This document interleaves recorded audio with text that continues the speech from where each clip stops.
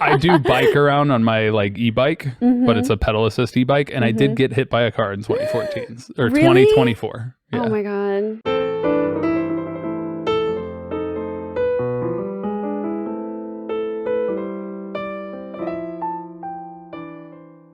Welcome back, everybody. I have a very exciting guest with me today, an entertainer and internet personality who will, unfortunately, be talking to me about sports. Tyler Scheid.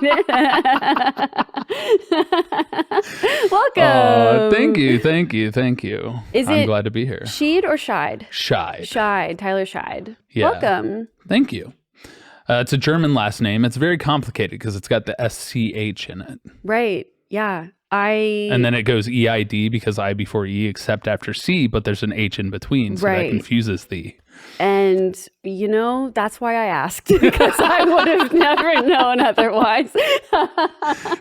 I get it all the time. Believe it or not, I was at a wrestling match in high school. So I wrestled in high school.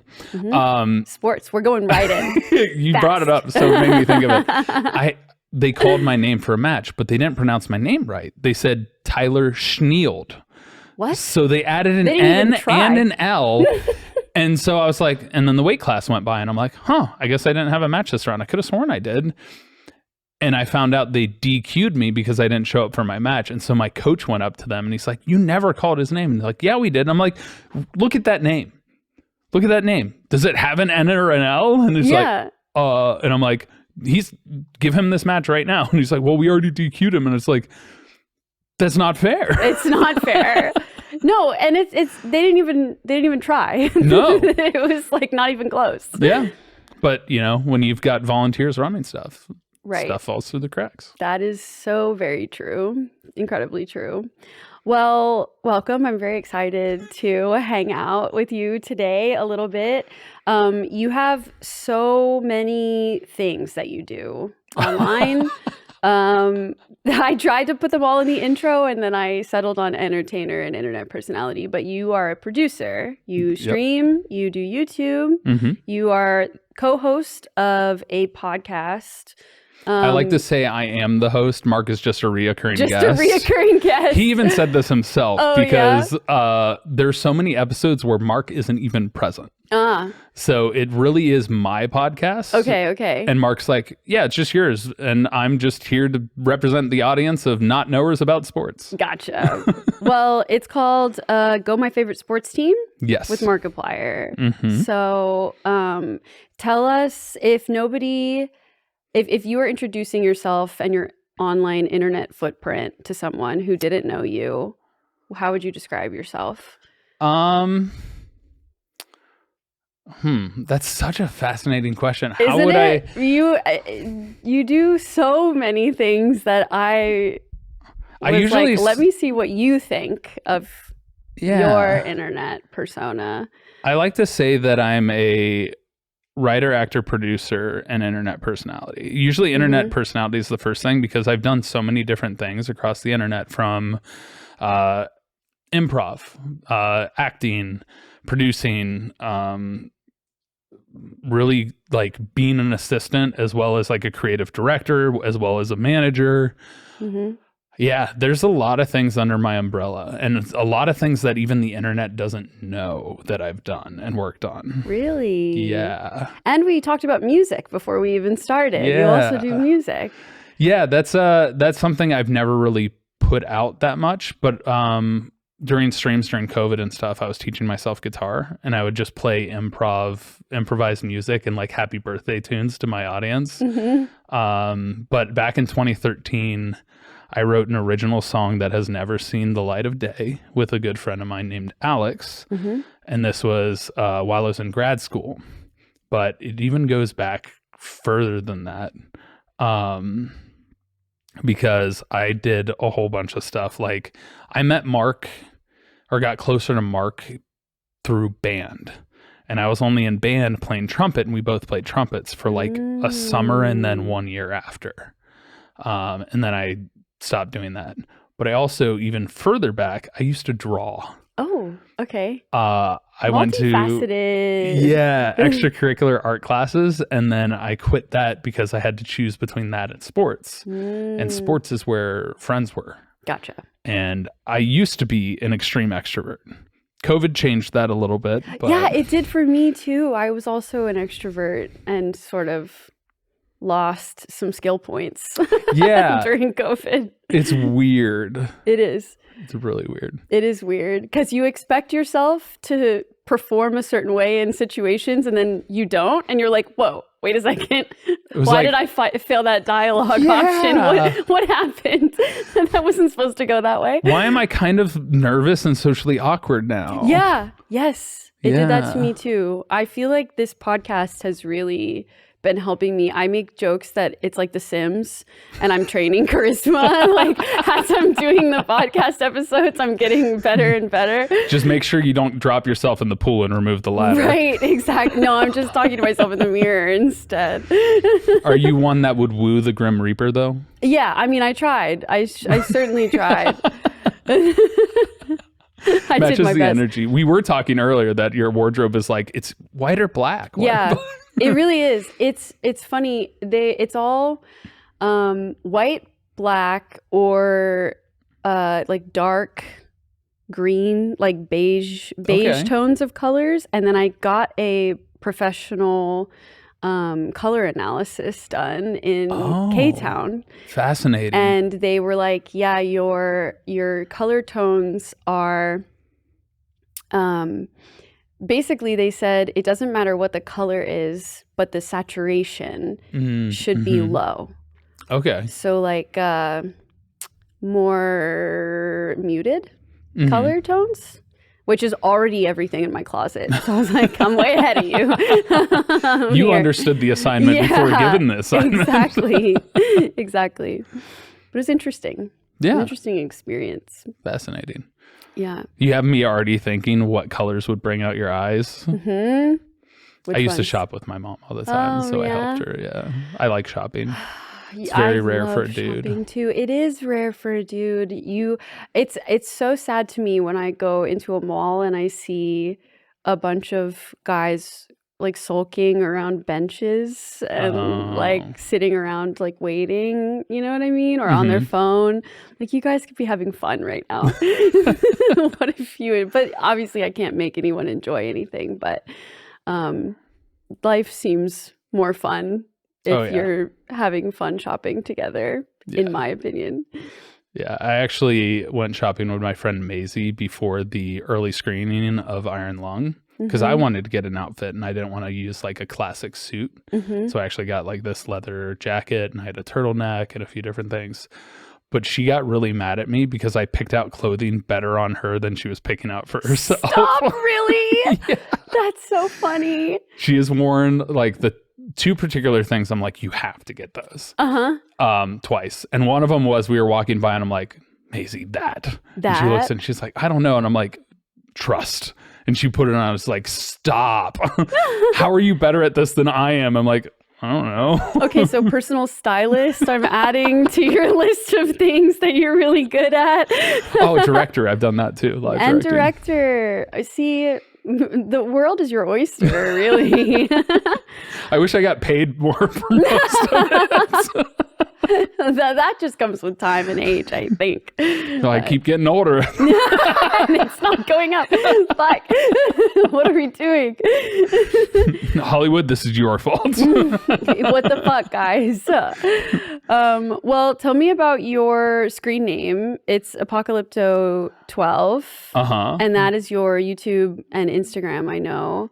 Yes, I've actually been working on switching them to my real name. Really? But, okay. Yeah, so that's why my Twitch has switched over and stuff. Gotcha. But that's my gamer tag. Okay. And it came about in high school. This is so funny. I used to be more of an angry guy. Okay. That's so surprising because before this started, we were talking about gratitude journals and what we're thankful for and complimenting ourselves, and that this year you're gonna work on negative self-talk. Yes. So no self-deprecating humor. Yes. I wish I could also make that my 2026 resolution, but who says you can't? I don't think I'm ready. I'm not committed to that yet. Fair. It's a step process. Feels like part of my personality still. I'm not ready to let go of it. How will I be fun in parties? You're fun at parties anyway. Thank you. I appreciate that. But your screen name, Yeah. So for one, I was actually a bully growing up because I was being bullied. And this goes into a longer story, but freshman year of high school, I was hanging out with my friends. It was a group of friends. It was like, one of which is a content creator himself. Wade is a good friend of mine. And we were at his house, his parents' house at the time. And randomly they decided, hey, how about we just play poker? But for no money, just for fun. Sure. And so they bring out the poker chips and we go around. And if you know anything about poker, if there's no stakes, just bet it all, right? Yeah. We go around like 3-4 hands. They argue it was 2. And everyone's just betting red chips. And it's just red chips, which is the lowest chip. And I'm like, I just get fed up. I'm like, guys, it's not even for anything. Can somebody just bet something? And they're like, well, we don't have anything. And I was like, who cares? And he's like, well, you're not. And I'm like, well, I don't have anything. And so I had this whole like crash out. And so then everyone started just calling me, somebody called me, all right, Death on Legs. All right, this nickname. All right, Grim Reaper, all this stuff. And then the next morning, after we had done all this, because we eventually stopped playing poker because of my crash out. And it was, I said it was stupid. And so I get a call from my friend the next morning. He's like, dude, I finally got it. Apocalypto. And now keep in mind, this is in 2003. Okay. The movie Apocalypto came out in 2005. Okay. They stole it from me. They made it about you. Yes, they stole my name. They owe you royalties, it sounds like. So at the time, I got my PlayStation 3. I couldn't think of a gamer tag. Apocalypto came up. My number was 12 in water polo. And the reason for that was 1 was for team, 2 was for self. Putting the team before my own ambitions as an athlete. And so Apocalypto 12 was born. And it's still alive today. Yes. The crash out less much. The crash out's gone. I swear. I still have a crash out occasionally, okay? But it's over more complicated things. We all deserve a crash out every now and then, I think. Yeah. But anytime I'm having a crash out, my friend Wade goes, God, who showed Tyler red? Who gave him red chips? Oh, no. He has to call it back to the original time. It sounds like a villain in Spider-Man or something. Right? Yeah. So I thought it was really cool because it was like, well, if I'm beating somebody in Call of Duty or something else, you were killed by Apocalypto. Yeah, it's the bringer of sick. the apocalypse. Yeah.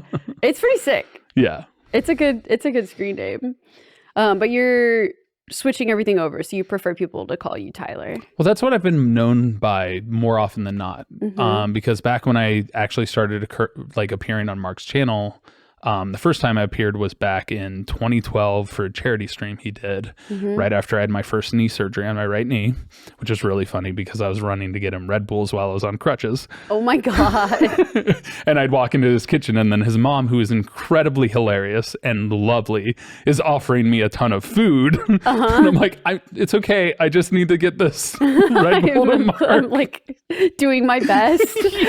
I'm like hobbling back to the street. Yes, which is really funny. But then 2015, he invited me out as a thank you for being supportive of him when his AdSense went down, and encouraging him to just create a new YouTube channel, and thus Markiplier was born. So he invited me out to California. We filmed some stuff together, some of which will never see the light of day because it was filmed with at that time was Syndigo, and unfortunately one of the members passed away. And so they decided all the content we recorded, we would not post it. But then in 2016, I had finished grad school, got my master's degree, couldn't find a job. I was selling new cars and working at Dick's Sporting Goods. And Mark calls me and says, hey, you want to come out and work with me? And my mom was like, you can't pass up this opportunity. Like, Wow. if you don't do it, you'll wonder what if. So go. Mm-hmm. And so, sure enough, I come out here, and the first big project I was ever a part of was producing A Date with Markiplier. No way. My first ever production. Wow. And had you done producing before that? No. No? Trial by fire. That's Zero crazy. experience. The craziest part is I had 2 days to figure out locations and everything. Got it all together, got all the costumes, all the props, and it was all done. You seem very so methodical, fast. so I feel like you would crush that. There is one thing, though, that I forget every single time. What is it? I always will forget one item or one random thing that's not as important but ends up being important, and it bites me in the ass every time because I'm perfect. I'm so in tune. Oh, I forgot that one thing. Oh my god. Oh, but is it different every time? Okay. It depends on what it was. So like when we filmed Who Killed Markiplier, which is another production of mine, I forgot a harness for a fall sequence for the GoPro, which looking back on it, we didn't really need it. We could have just duct taped it to him, but yeah. You know, one little thing. I packed everything. I've planned everything, every contingency, and I forget one little thing. Right. Well, it is the name of the game. I feel like you do have to forget one thing. The funny part is, one day it was my pants. What? I was wearing gym shorts, to be clear, but we needed pants because it was a sequence at a theater and I was supposed to be doing something. So in the scene, there's an Easter egg. I'm not wearing pants. Oh my God. And I'm hiding behind a desk because I do not have pants on. But the funniest thing is before that, we're outside and we have to like secretly shut the doors behind as the camera moves. And so I go from being outside where there's traffic to running inside to get behind the desk. Stop. And there's like a couple of frames where you just see that the shirt is untucked and out to the side because I have no pants on. Oh my God. That's incredible. That's the best one. I don't think you can top that. What else could you forget? Who knows? Come to my next production, you'll find out. Mark himself, if it was about him, would be the only thing that would Mark top forgets that. his stuff all the time. I don't need to worry about it. He just shows up. Good. Because losing him would be, I think, production ending. If it's for his channel, absolutely. Right, exactly. So how long have you been in California now? It will officially be a decade in September. Wow. So 9 years and like 3-4 months now. And are you happy that you came? Yes. I mean, I wouldn't have any of this career or anything if not. I feel very blessed and very honored to have met the people that I've met and made friends with some fantastic people, including yourself. Thank you. And been a part of some incredible projects, including like the Improv World Tour that we did, the charity productions that I did with Tiltify with like Steve Buscemi, Jack Black, Post Malone and stuff like that. So yeah, you've lived a very enriched life, I'll say. Even just trying to nail down what to talk about, I have so many more note cards than I normally do. I normally have 3 or 4, and I think there's 6. It's like there's so much going on. You do so many things. It's so cool. How do you find the time? How do you figure out what you want to work on? That's the hardest part. And that's the biggest thing I'm trying to nail down. For the longest time, I've always loved helping other people achieve what they want to create or what they want to do. And I've always been big on giving back to the community, giving back to people that otherwise haven't had the experiences I've had, mainly because that's how I was raised. I went through Boy Scouts. I became an Eagle Scout, so doing service projects. But also, I've been in and out of hospitals since I was born. I was born with kidney disease, hereditary nephritis, and I've been able to see both sides, from hospital stays to doing studies to being a trainer for nurses doing IVs for the first time. Like, you get to see the full world. And the greatest thing that I say my mom gave me is my mom actually grew up incredibly poor, like dumpster diving for food poor. Wow. And she set out as a mission to make sure my brother and I never like had anything like that.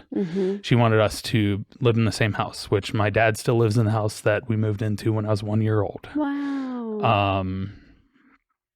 She made sure that like we went on ski trips every spring break because was a bond between my mom and her dad. My mom and my dad was skiing. And so like we didn't have cable television. We didn't like waste money. We were very frugal. My brother and I had to band together to buy our first like video game set, which was the N64. We had a Super Nintendo. I think that was a gift when we were younger, but we wanted the N64. Yeah. Which is really funny because my dad was like, no, get the PlayStation 2. And in hindsight, he was right. Hey, Nintendo 64 and PlayStation 2, I think, are on par. Yes, but longevity, the PlayStation 2 had more. That's true. Whereas the N64 got paced out, plus PlayStation 2 was backwards compatible. That's fair. But I also grew up, my dad was big into computers, so I actually played computer games early in my life as well. Did you ever check them out at the library or like Blockbuster? That's where I got all my computer games growing up. God. Blockbuster went hard for video games. So hard. But so yeah, and then it was my mom who encouraged me to go outside of the country. And I was the first member of my immediate family to leave the country, which is really cool. Where'd you go? Costa Rica. It was part of an eco-teach thing. I caught leatherback turtle eggs. What? When they were an endangered species. I physically caught them to then place them somewhere else to prevent from poachers getting them. That's crazy. Yeah. I don't think that you're a real person. I think you've come here from heaven. You're an angel. No, I've definitely lived an incredibly filled life full of all kinds of experiences. Yeah, absolutely. The only thing I don't have is an incredible amount of money. But how many skills and all of the, I think it's better to have experiences than money. Yeah. Like I think there was a study that I read and I couldn't quote many stats from it, but it was about people who were terminally ill or like getting older and about their happiness. And they talked about, do you know what I'm talking about? Yeah, you're nodding. That that the happier people had more experiences than money. And another factor was their friends, having people around them that they liked and who loved them. Yeah, it's funny because my mom used to joke all the time as a kid. I'd burned a hole in my pocket because I'd just buy a ton of gifts for my other family people. and friends. And That's so nice. Well, you do so much charity work. You're like very philanthropic, and you recently were raising money for the fires. Yeah, right? yeah. Talk to us about your charity. Oh my gosh. Where to begin? Yeah, you have a long list. I mean, we go down to like volunteering when I was a kid. Like, yeah, we would go to retirement communities. And I don't know if it was a weird kind of glee club or whatever I was a part of, but we'd go there and we'd like hang out with them and we put on a show or a play or something. I vaguely remember all of this, but we did it for like all the time in elementary school. And at the time it was really weird because I both hated it and loved it at the same time. I hated doing the performance part, which is crazy because I want to be an actor and I want to be on stage. But I think it was because it was singing or something. But I loved like, I don't know, I'd find like one person that was there that hearing their story or playing a random game with them. And you realize like, even though like you're a kid and they're older, there's so much reward that goes both directions of that. And it's not just they provide wisdom and stuff, because I don't think wisdom comes with age. I think wisdom comes with experience. Totally. And the argument is then, well, with age, you tend to have more experiences. But it was just the wholesome interaction that occurred of being able to talk to somebody and you don't even know who they are. You don't have any background, but then you hear their story and they ask what you're up to and what you're doing. And I think the older mind and the younger mind are so similar because you're developing and the older mind is regressing. And so you have this similarity in the sense that you're on the same wavelength in some capacity. You like pass each other. Yeah. Yeah. And then your youth, they also feed off of, and you feed off of their wisdom or their stories. So it's fascinating. I have a grandpa that is not blood related. It's actually, he passed away a number of years ago, but I still remember to this day, he was a tickle monster. But he would also scare me because he'd take his teeth out. Oh, yeah. I had one of those too. So as a kid, terrifying. Yeah. Terrifying. Truly, truly. Well, you've worked on so many projects. You've done Extra Life. You did the Tiltify campaigns. You did charity work for the Altadena fires. Yep, that was through Markiplier, St. Jude, Crisis Text Line, Trevor Project, No Kid Hungry. Oh my God, there are too many to count. United Network for Organ Sharing, which is the network that has like aligns transplants, so kidney transplants, heart transplants, stuff like that. Project Hope. United Way, a lot. American Heart Association. Oh my God, I can't even name all of them. National Kidney Foundation, Lupus Foundation. I already said Americares. Yeah, you Save the Children. So yeah, so many. You've dedicated so much time. It's really amazing. How do you choose what causes that you want to work with, and what's the process like? So when I was running them for Mark, because I ran all of his charity stuff, we usually looked up what was kind of topical and what was important for us at the time, and we would then look up charities and how they ranked on Charity Navigator to make sure that the money actually went towards what they said it went towards, which surprisingly, my most recent one is one of the most highly rated charities in the sense that like your donation, I think it's like 90 plus, like 99% goes to the actual where it's supposed to go. For America. Yeah. Okay. And they help in natural disasters. They help with like free clinics across the U.S. And so part of the reason I wanted to raise for them is because we're running into a healthcare crisis right now. Right. And so that was part of it. But they also were here for the California wildfires and all the flooding. So really, it's kind of like what I'm feeling at the time. The one charity that I always go back to is St. Jude. Because my mom passed away from cancer. And sorry. The thing is with St. Jude, the innovations that they make, even though they're focused on childhood cancer, one, no family pays a dime. Two, the hospital is incredible. Doesn't feel like a hospital. But three, the advancements that they make go beyond children's cancer. Yeah. It goes into all cancer research and cures and treatments and everything else. I mean, they found treatment to cure the bubble boy syndrome just within the last few years. So that's really cool. So a lot of times it's just thinking about what's important at the time, where I think money needs to go, and what I'm feeling. And then making sure that the money goes where it's supposed to go. Yeah, which is very important, and something that someone who isn't as well versed in the space, I don't think will know to look out for. So, you want to hear a funny pet peeve of mine? Sure. You know how Twitch streamers say when they get a tip, they call it a donation? Yes. Should not do that. It's a tip.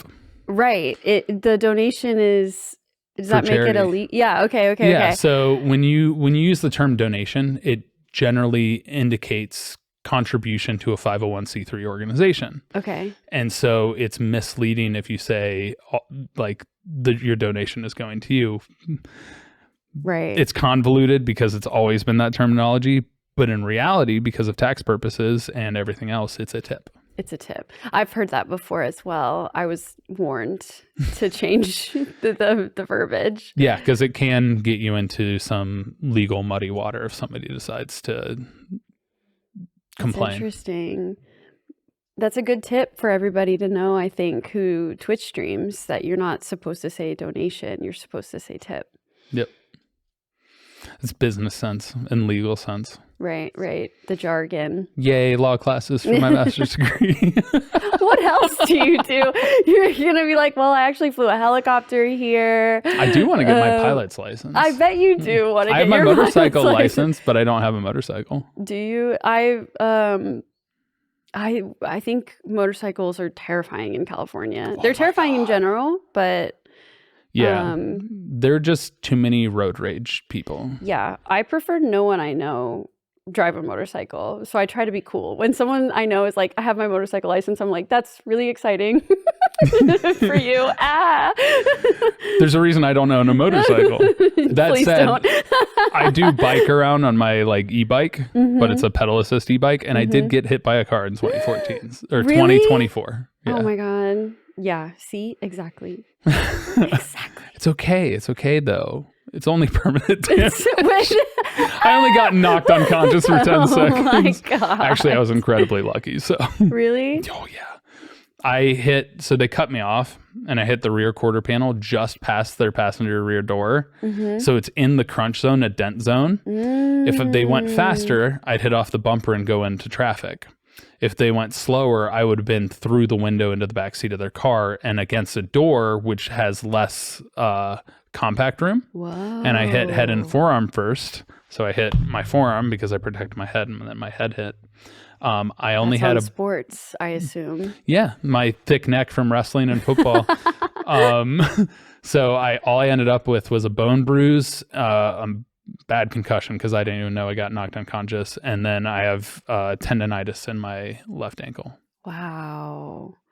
I think that's all your good karma that you had farmed. I think from your whole life. I think the universe was like, Tyler, your body falls apart enough. Let's let you chill. Let's chill. Let's keep you safe. Oh my God, that's crazy. I want to go back to you saying that you were terrified of being on stage when you were young. Oh my gosh. Yeah. Was it because there was singing involved, or was it I have horrible spotlight stage thing? fright. Okay. Which is really funny because I've always been told I'm a great public speaker. You are. I am so nervous. And you do podcasts. We talked about this before we started as well. But oh my God. You do podcasts, you do streaming, and you do acting. So where does the stage fright come in? It's usually and I'm doing the improv tour. It happened every time. But the thing is with the improv show, the crowd disappears. It becomes just me and my friends having fun on stage. You hear them laugh, you hear them have fun and stuff. But me going on stage is something I'm facing this year. I want to take a stand-up comedy class and do stand-up. When it's just me alone, terrified. Yeah. Terrified. Yeah. And I get it. The funniest part is I used to be even like more fearful on camera. I get that too. And so it's just experience and time again. And then also like most people when they hear themselves, because it doesn't sound the same as through your bones. When you hear yourself, you don't like the way it sounds. Right. And you eventually get used to it. Over time, seeing yourself, all of that doesn't stop you from judging yourself or saying one thing or another, but you do get used to it and it does get easier. Yeah. But I still am absolutely terrified when you step on stage. Really? Even now? Oh yeah. But I learned a trick recently. Okay. I'd love to hear it. It's thanks to Mark. Okay. The only people that whose opinion you take or ask for is usually the people that you care about or that care about you. Mm-hmm. So why are we so afraid of what other people's opinions are if we don't know them? And so why do I care if somebody finds me funny when I have friends that care and think I'm funny? Yeah, I think that is logical and correct, but hard to put into practice sometimes.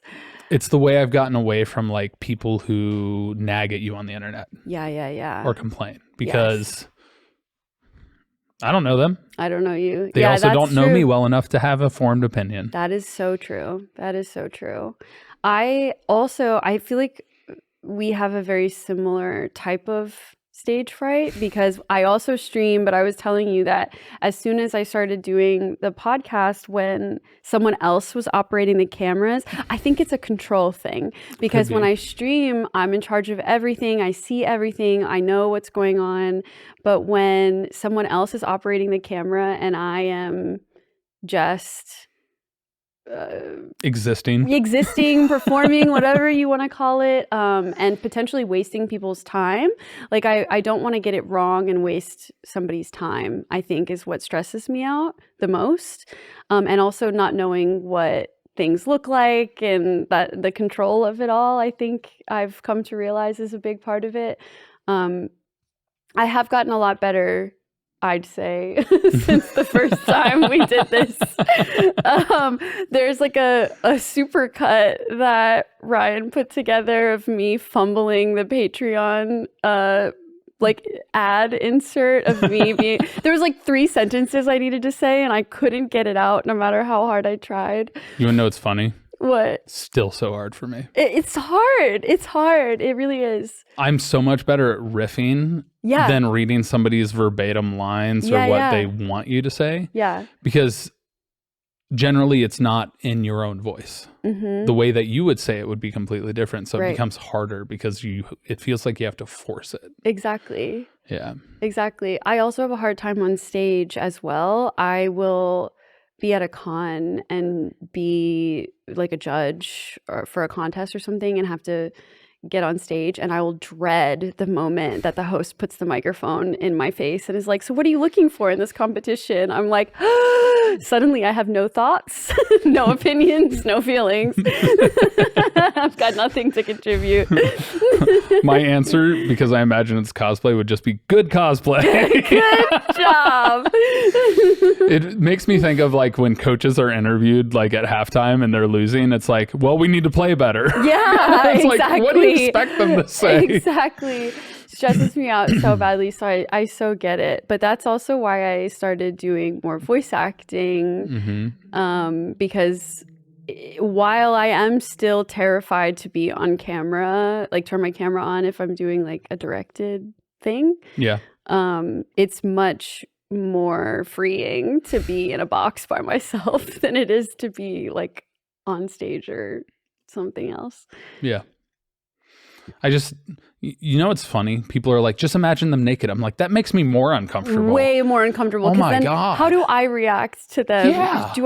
I shouldn't make it a big deal because then it would freak them out. I should be cool about this. Yeah. It's like, chill, it's just normal. They're just naked. It's okay. Where do I look? You're naked, I'm afraid. New TV show. Write that down. That's what I was saying. Oh, yeah. Well, it's the human brain is so funny and interesting, isn't it? Mm-hmm. Crazy. Well, the illogical fears that all of us have. Yeah. Yeah. Do you have like a greatest fear, an illogical greatest fear? Because mine is being underwater in the ocean. I'm not as afraid of the ocean. I am I'm claustrophobic, but not like I can be in a crowded train and be okay. Mm-hmm. But the instant it's like I'm completely restricted movement wise. Yeah. It's terrible. It's horrible. And I think it comes from when I was a kid. And I don't want to blame my dad for this, but maybe.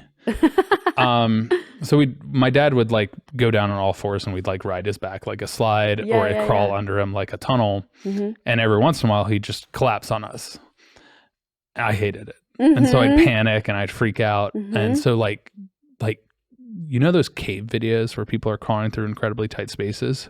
Horribly anxiety. Yeah, I don't like that either. I cannot do caves. I like, the thought of being buried alive, horrifying. Yeah. All of that. Just all no. of it. Big Yeah, no. I know exactly what feeling you're talking about, and I also hate it. So there's a place not far from where I grew up called Mammoth Cave. I believe it's in Kentucky. And it's a giant cave, but they have like crawl spaces and different stuff. And my brother eventually convinced me to go into this crawl space. And I said, I'll be fine as long as I can keep moving forward, which I would have been. Kid in front of me stopped. My brother's behind me. I start freaking out. When I freak out and I know there's people that just need to move for me, I swing.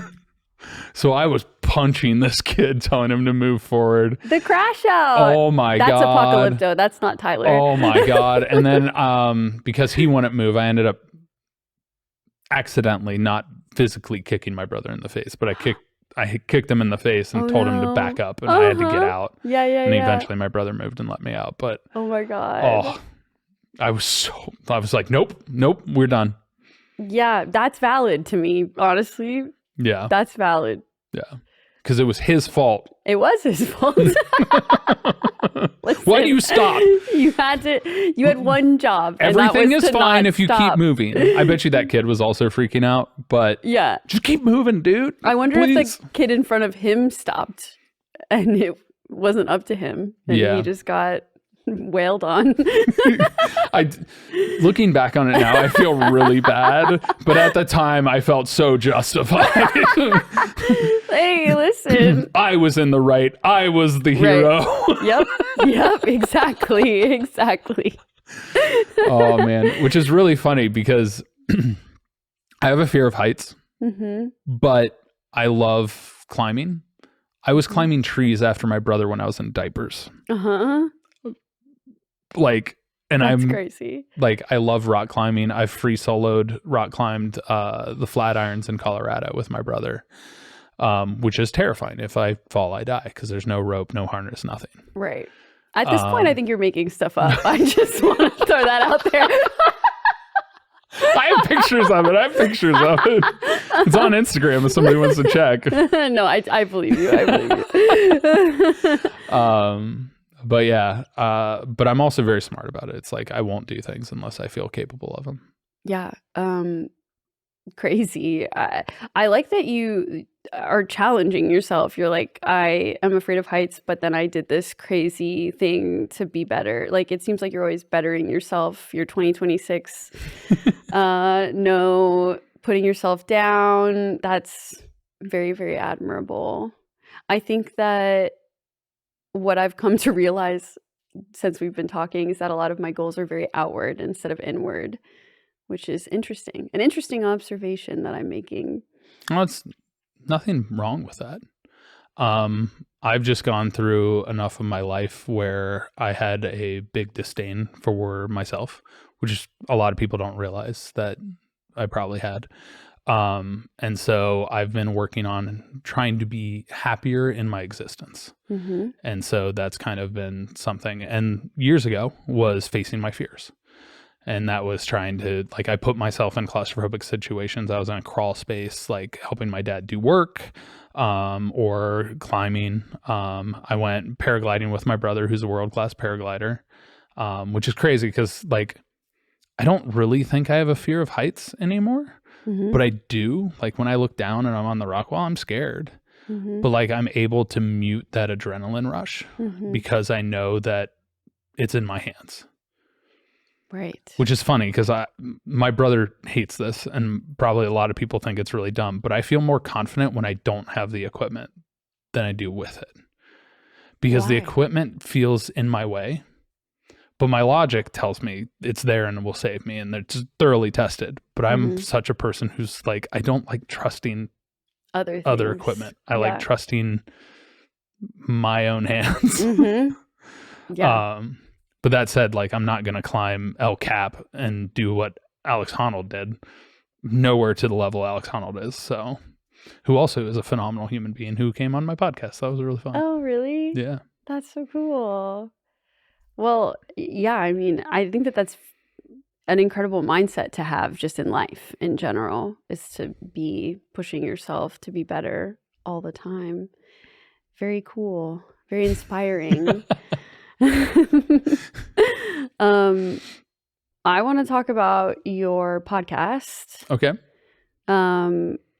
Because we have to talk about sports at some point. To my dismay. I did play sports in high school. What sports? I did track. I did the 200 and the 110 hurdles. Okay, nice. I did soccer. I did like 6 years of soccer, and I did like 4 years of flag football.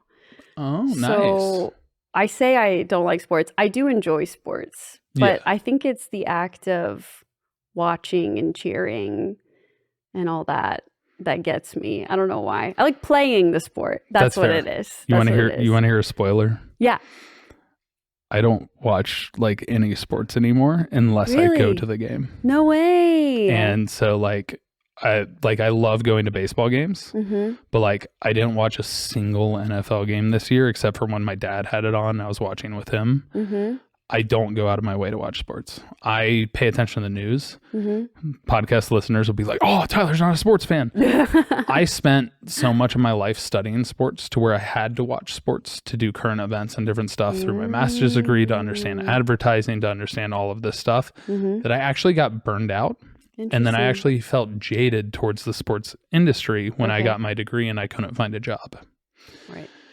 So, the reason the podcast came about was because Mark brought up that this was a part of my life that he never knew anything about. Was the sports stuff. Correct. And I realized that there was no gateway for people who didn't grow up with sports to understand and have an interest in sports. Right. Yeah. And so we created Go My Favorite Sports Team as the gateway to bring the people that grew up as nerds and who were generally, a lot of them probably bullied by people who played sports. Yeah. To then realize that there's not much of difference between the jocks and the nerds. They're just nerds about different things. They're just playing different games. Yeah. Yeah. And so it was our way to like create a gateway for people to find sports. And I grew up with sports because I loved being active and I was in a better mindset when I was active. So like I played soccer, I wrestled, I played baseball. I played water polo, I swam, which I didn't swim competitively until my senior year of college. Played, did I say football? I think so. Okay. But I was best at baseball. I don't know why I thought that about you, but I thought that about you. I was putting together, I have a game we're going to play in a second, but I was wondering what sports you were like your sports. Okay. And I thought baseball, just based on vibes. That's funny. Was right.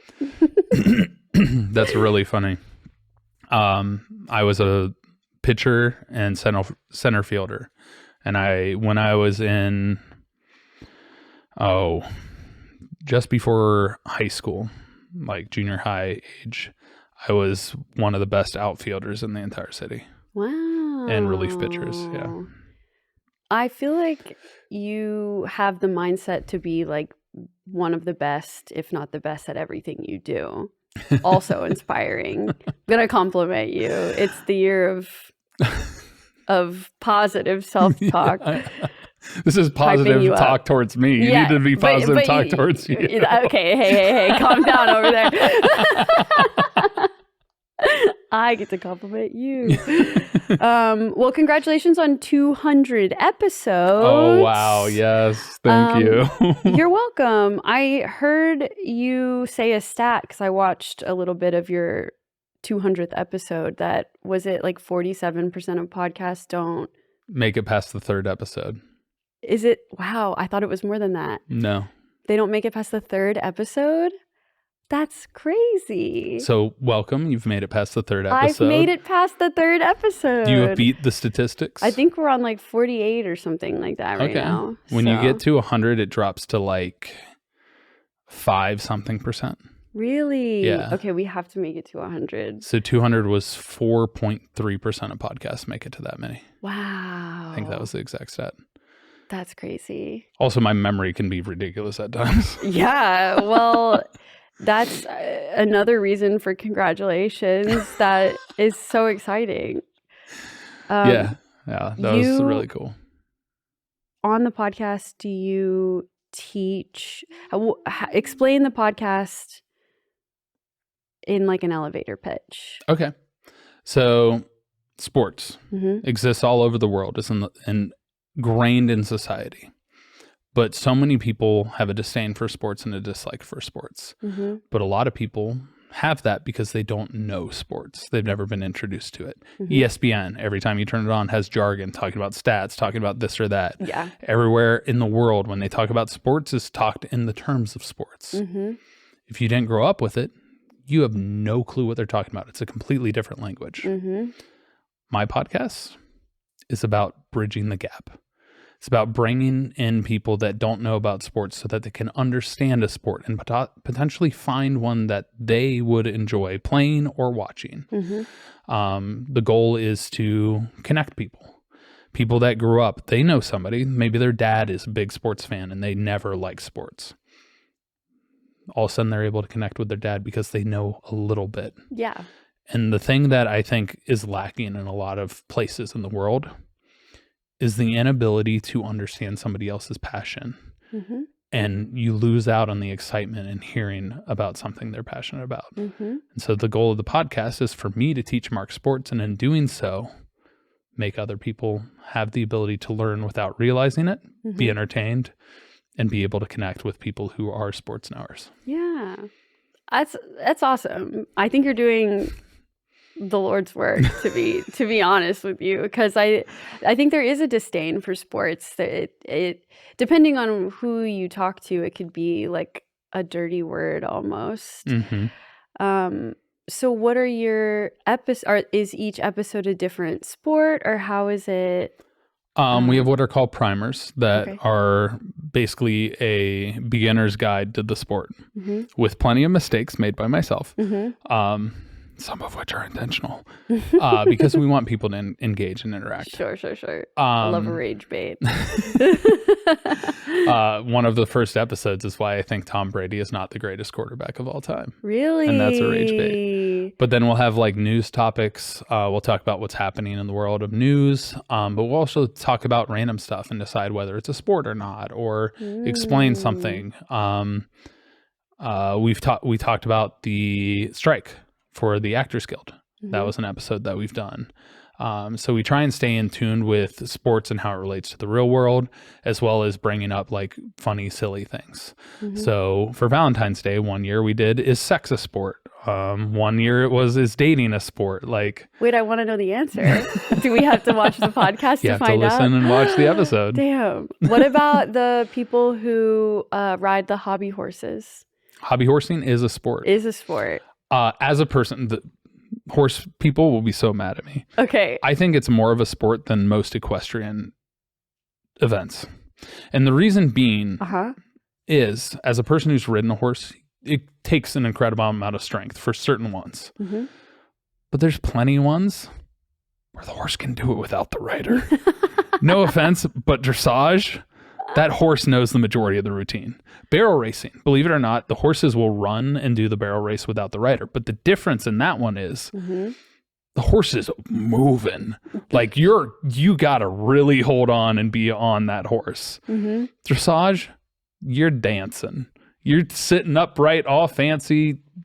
It doesn't require that much. And you think hobby horsing is... Oh my God. More intense. They have dressage, but they're doing the steps. They have high jump and they're jumping and holding the horse and basically doing a high jump hurdle while holding a hobby horse. Like, it's basically like a crazy intense leg workout. It is. If you've ever gone to the gym, there's an exercise called monster walks where you put a band strap around your legs and you walk and you're in a squat the whole time. that burns like crazy. Yeah. They do that constantly. I feel like we should try. We should do an episode of your podcast where we do hobby horsing. Yeah. Or we can just do hobby horsing on your channel. Or that. Yeah, we could. We can cosplay and hobby horse. Yeah. On Uma Musume. Yeah, we there can you be go. horse girls. I have the costume already.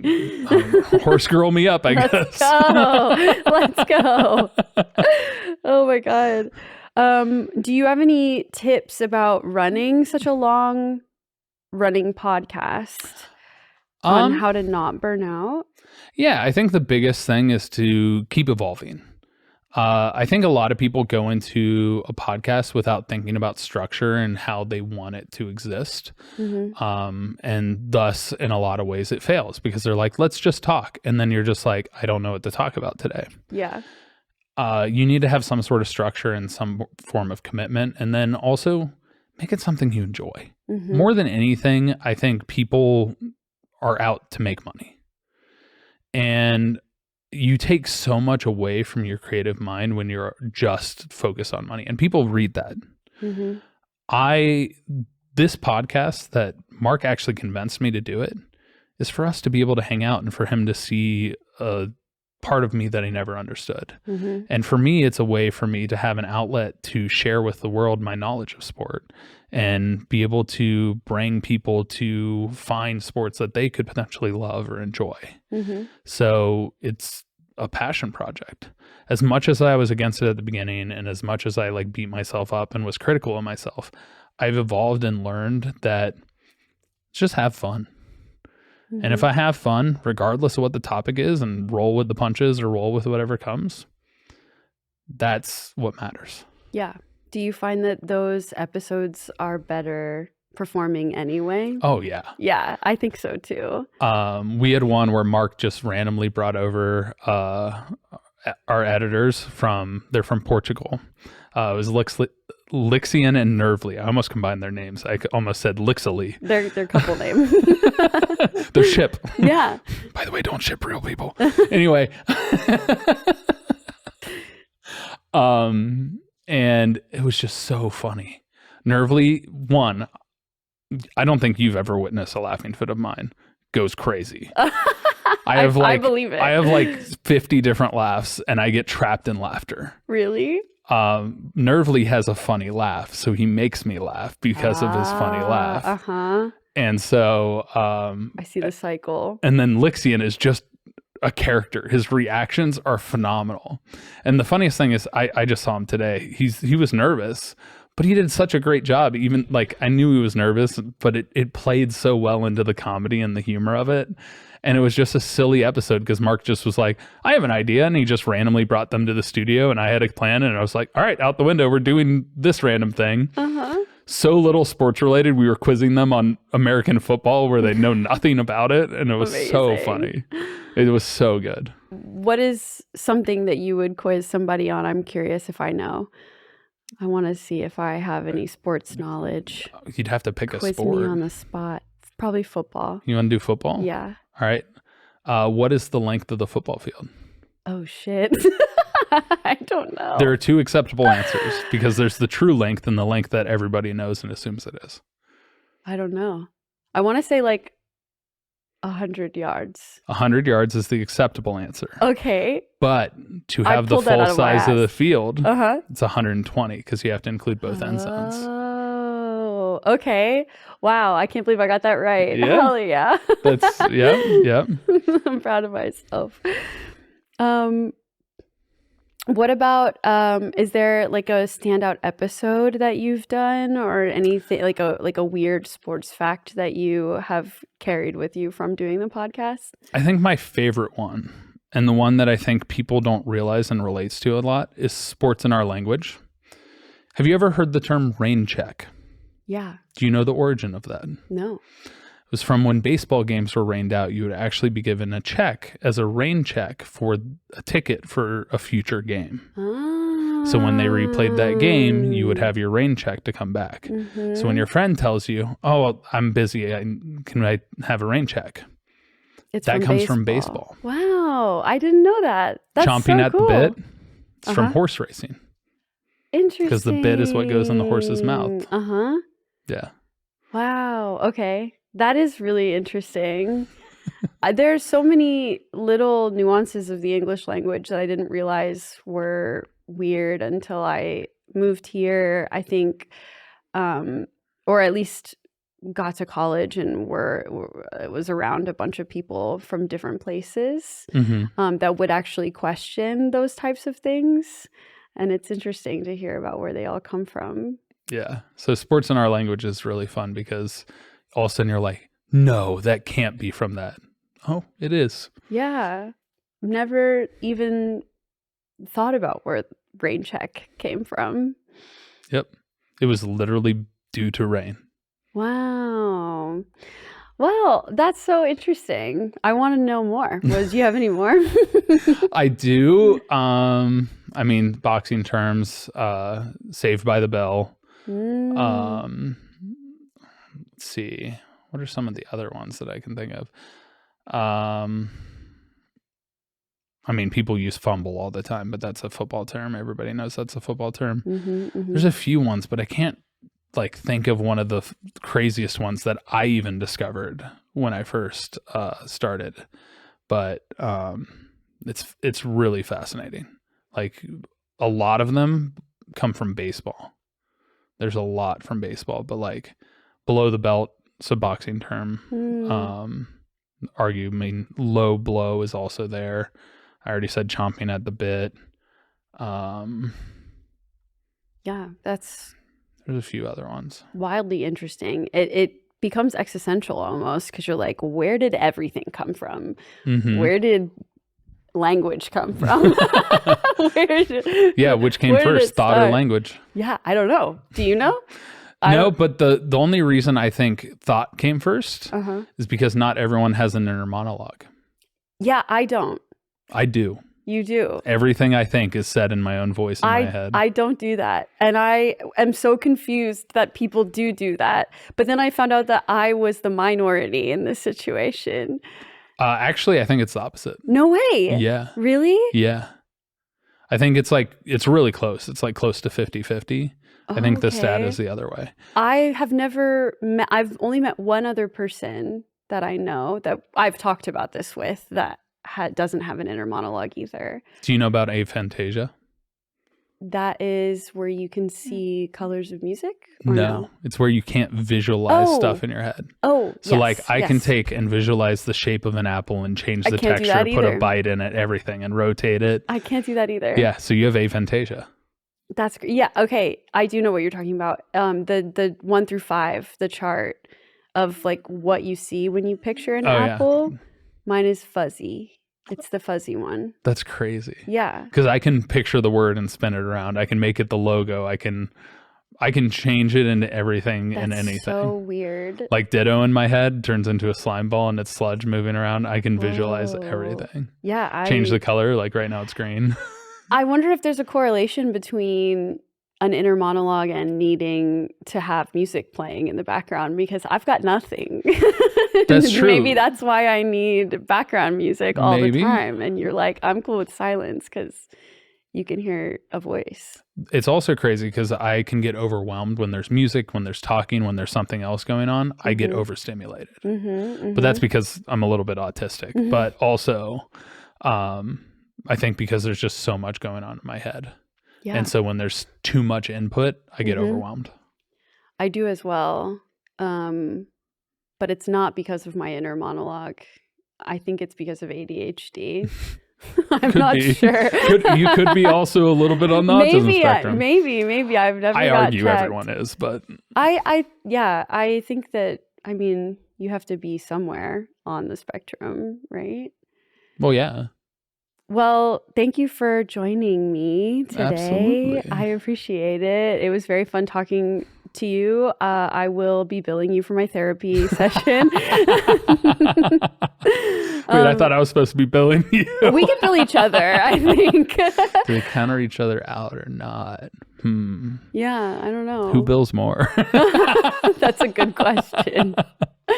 Who has more experience? I think you do. By a lot, actually.